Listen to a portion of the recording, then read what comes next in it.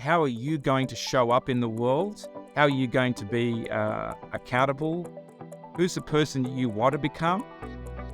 And learn to make decisions from that perspective.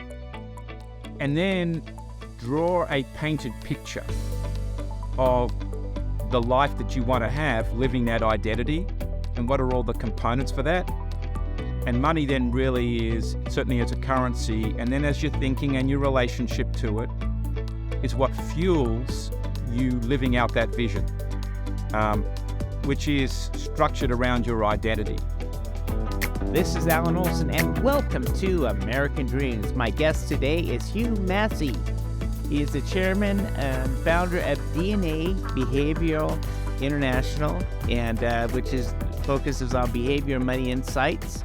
And Hugh has also done a lot of tremendous work in his life path. And I'm going to let him, run us through that. Hugh, welcome to today's show. Thank you, Alan. It's great to be here with you today. So, Hugh, for the listeners here, how did you get to where you are today?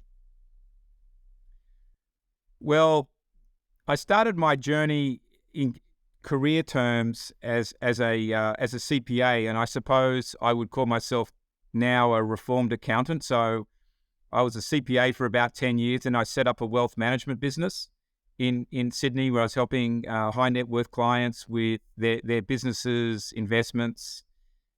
And in that journey, I could see that people became very stressed about money, and that brought out all sorts of behaviors.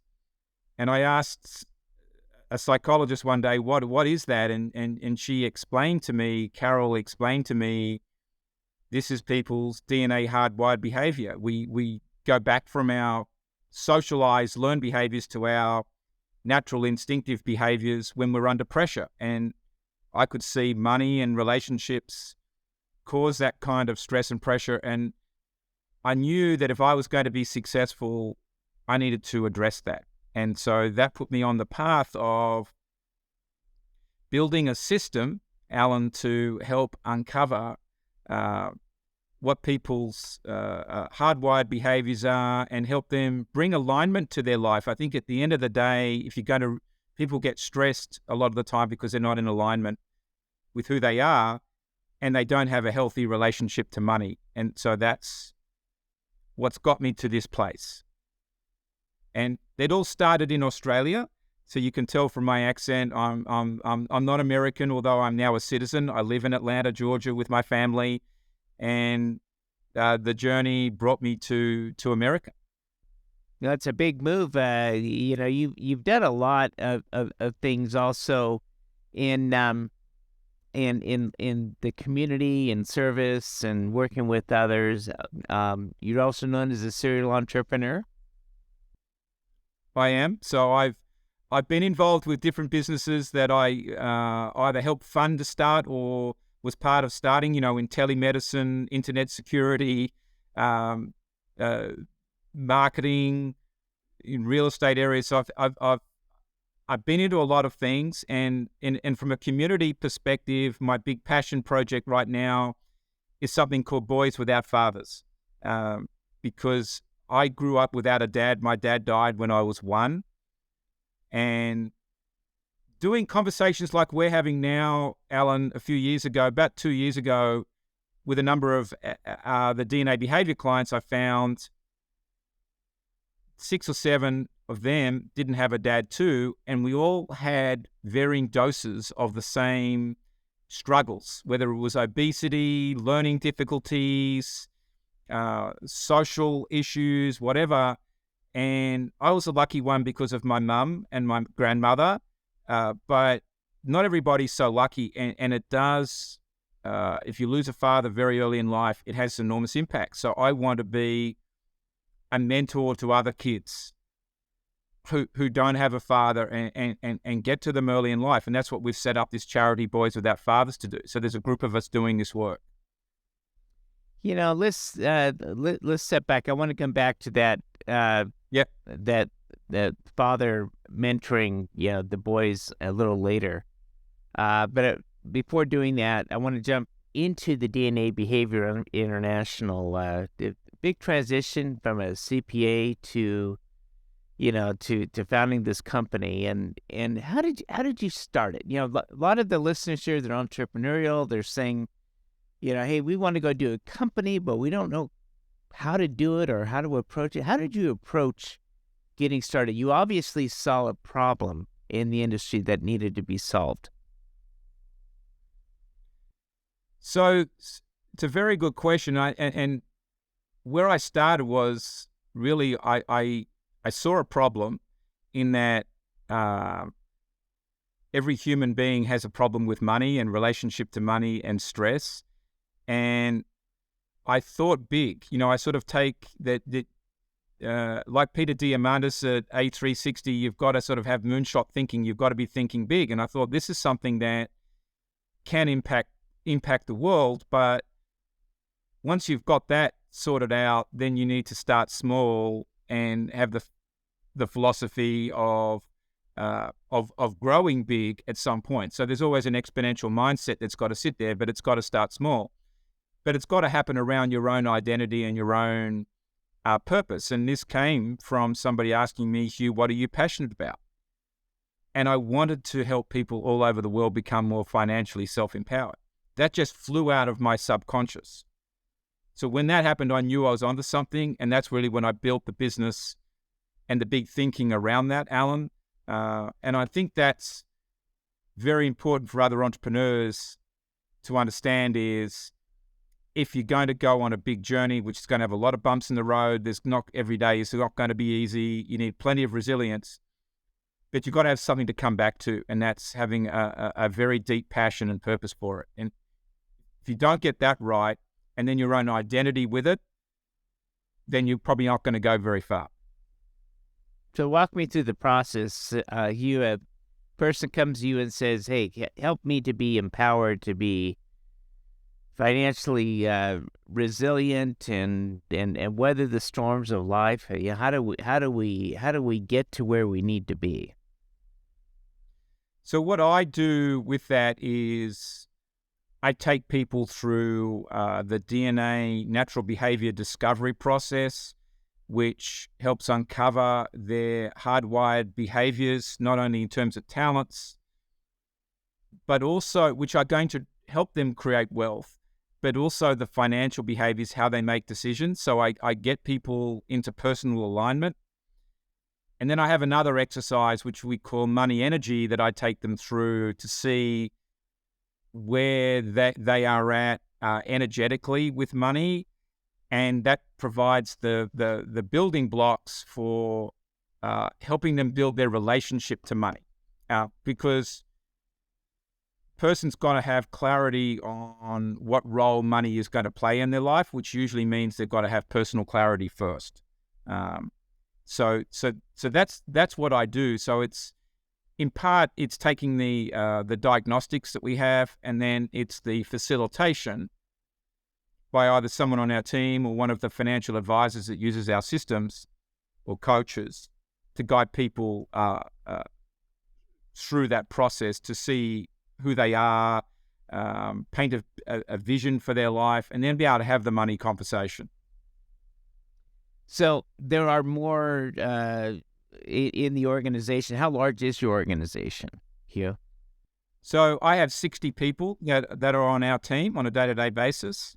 And then we have consultants, coaches that use our systems. And also we have a pool of financial advisors that basically have a subscription from us. They clearly run their own business, but they use our service and training to deliver this to their clients. So tough question here. The person coming to you says, hey, Hugh, I have a problem. I don't have money, but I would like you to teach me how to have money. There must be certain criteria of people that you want to work with before they come in. What is your ideal client? Yeah, we don't, at DNA Behavior itself, we don't work with with very many individuals. I mainly work, personally with entrepreneurial leaders that have a business. They may not necessarily all have a lot of money, but they want to go to the next stage. that's who I personally work with. In terms of the investors and the families, they usually do have money, and they go through the process that we have. But we also have financial advisors that use us, that want to help their clients get to the next stage in their life, and they use our system for that. But if it's Hugh Massie, I think it working with somebody, it's really that entrepreneur that wants to adopt an exponential mindset and wants to make quantum leaps in their life. Then I step in there and work with them very closely to help them do that, to unlock every mental barrier that they're ever going to have.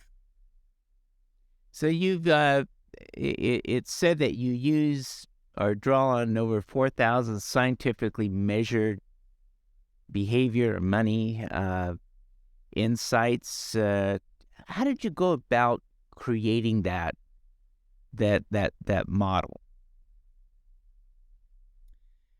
So I had a lot of help from a team of psychologists, groups from 2 universities to validate the insights. So we came up with a very unique scoring or question asking and scoring model. And then that got us to the place where we could validate the behavior and money, the core behavior and money insights on a person. And then really, Alan, from just working with clients over the last 20 years, as we got asked questions, that led us to look back in, okay, that's a new behavior. How do we measure it? And we go back to the science and measure it. So it unpacked itself, but there was a core philosophy and sort of list or menu of behaviors that we wanted to know at the start. For example, whether people trust or not, how do they set goals? Are they a spender or saver? What risk do they take? Do they like to take charge and set the agenda? They were the easy ones to measure at the start. And then as time gone along, we've been asked a raft of questions, and that's required more measurements, and it's built up. So we're constantly adding new items to the platform all the time. You use a coin of phrase called money energy. What is money energy, and how does the energy get applied? So if you think about money as having 3 dimensions, there's the currency of money, what we invest, what we spend, save, earn, give. What's in the bank account? Think of it that. There's money as a behavior, in terms of is like our life perspectives, which flow through to our biases and how we make decisions. And the next part is the real money energy, is the deeper thoughts that we have about money. And it's this pent-up energetic force that sits inside all of us in terms of, that's waiting to be released, that can, if properly directed, create wealth. But it's coming from our thought processes. It also can be negative in the sense that we have, negative type thinking about money, which will be a reduce our money energy, and then that's what a lot of people suffer from, if you want to call it that. So the money energy is really in our deepest subconscious, and it's something there that's waiting to be unlocked, but put into a constructive place, then with more conscious thinking, if that makes sense. So Hugh, what are some of the key elements that you use when you're measuring money energy?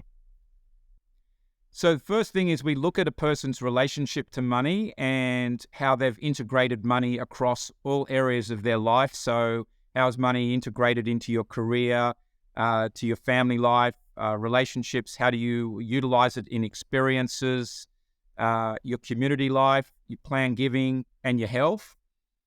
So it's how money fits into every bucket or component of your life. But the real driver, Alan, of the money energy is not only the relationship to money and that being healthy, but is the opportunities that you can create in your life. And so one element of that is you've got to have financial flexibility. And if you have a lot of credit card debt, you have a lot of liabilities, you're tied up, you can't capitalize on opportunities. And the other part is you're just your human capital, and there's a whole lot of elements to that. What skills have you got? What knowledge have you got? What relationship networks have you got? Your mindset. So, because you've got to make a quantum leap in your life, in a way, you've got to be at the right place at the right time with the right knowledge and the financial flexibility to capitalize on that opportunity. None of us ever know when that opportunity will come to us in life, but you've got to be there ready. And then that's when you can make the quantum leap, if you have the courage to do it. Otherwise, you go back to sort of more of a linear life progression. Why are money conversations so difficult, and how can you improve them?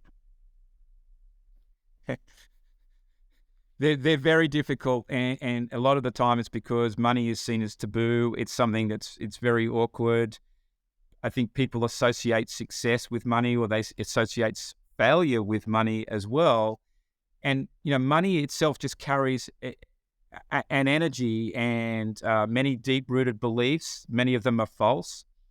But how do you have the better money conversation? It actually comes back to what we do is help people discover their identity. How are you going to show up in the world? How are you going to be accountable? Who's the person you want to become? And learn to make decisions from that perspective. And then draw a painted picture of the life that you want to have, living that identity, and what are all the components for that.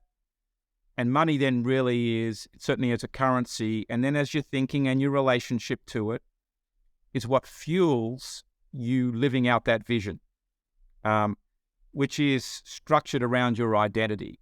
And I find that what that does is it takes away the confrontational discussion of what is money, what does it mean to you, because money then is just a vehicle to living your identity and the vision that you have for your life. And so a lot of the negative energy can get taken away, and it's putting people in a way seeing where they could be happy, successful and healthy, and what decisions do you need to make later on. Because if you just walk up and say to somebody, what does money mean to you? Or like I've asked people before, what do you define as success?